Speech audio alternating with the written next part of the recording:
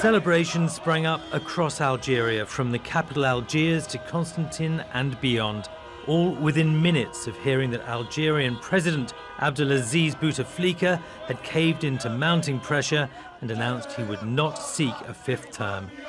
Protesters who took to the streets over the past weeks asking for his departure and calling for political reforms.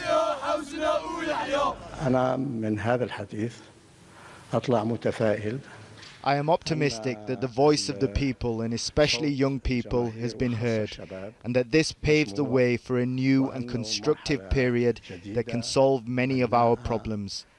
I believe that the young people who took to the streets in cities around the country acted responsibly, which impressed people both locally and abroad. We must continue and work together with this responsibility, with full mutual respect, and turn this crisis into a constructive process. But Bouteflika will continue to run the country for the time being.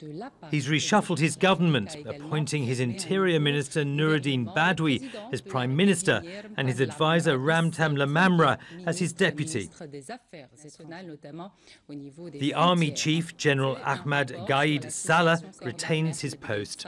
Bouteflika has outlined a series of steps which he hopes will shape Algeria's future, such as launching a national dialogue on reforming the state's institutions and drafting a new constitution. But it's unclear if Bouteflika's decisions will contain the anger of the anti-government movement. Key opposition figures were either banned by the Constitutional Council from running against the president or pulled out of the race, describing the April election as a farce. Most people do not think that Bouteflika himself is pulling the strings of power, but we think that his direct entourage is.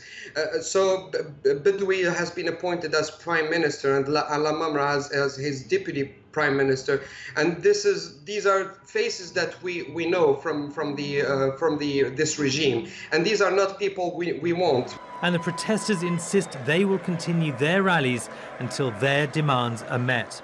They want a new president, democratic reforms, and a government capable of tackling rising unemployment, poverty and corruption. Richard Martin, Al Jazeera.